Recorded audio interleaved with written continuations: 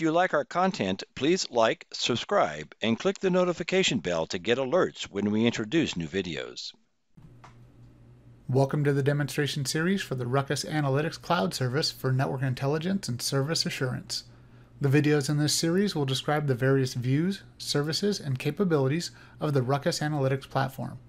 In this video, I'll provide an overview of the main Ruckus Analytics dashboard. So let's get started.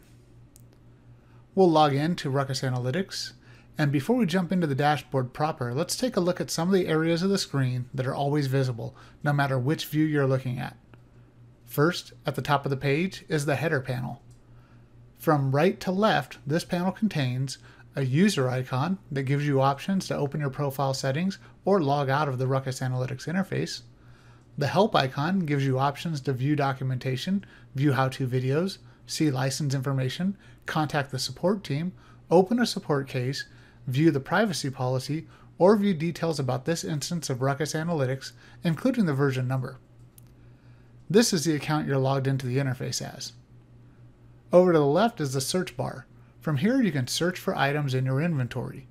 You can search for clients by MAC address, host name, username, IPv4 v6 address, and OS type. If you select access points, you can search by AP name, MAC address, IP version 4 and 6 address, or the AP model. And if you search for switches, you can search by switch name, MAC address, IPv4 or v6 address, and by selecting the network hierarchy, allows you to search by cluster name, domain name, zone name, and AP group name. Now over on the left-hand side, we have the navigation bar. From here, you can jump to any of the 5 primary views within Ruckus Analytics. First, you have the dashboard, which I'll be explaining throughout this presentation. Next, you have Analytics.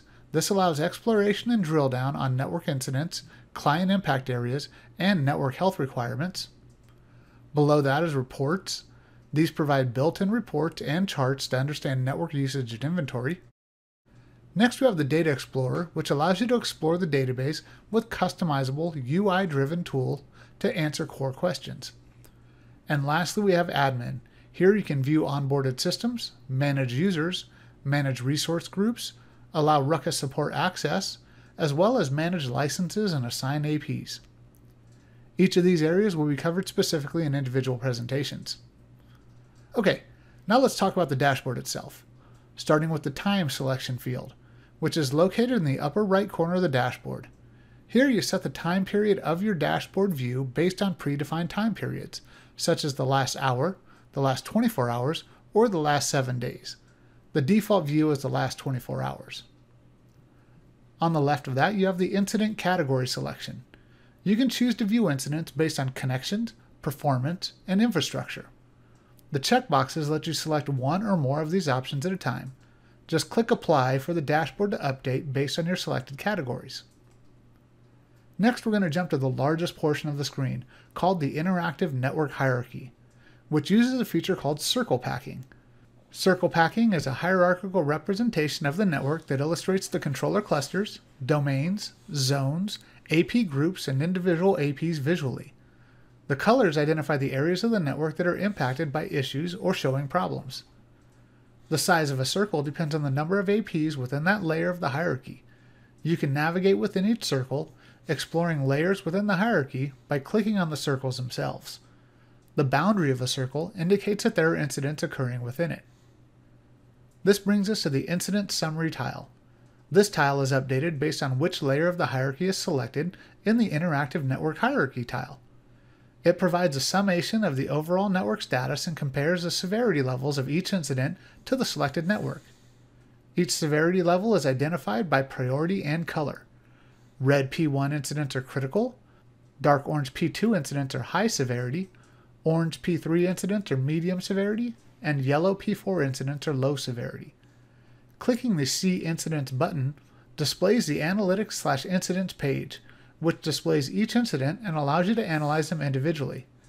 Detailed analysis of this view will be covered in a separate presentation. Back at the dashboard, each of the tiles on the left side of the page are updated to reflect the selected layer of the interactive network hierarchy. On the top is the scrolling data tile. It constantly cycles through key metrics of the network, including AP count, unique clients, traffic, applications, and active WLANs.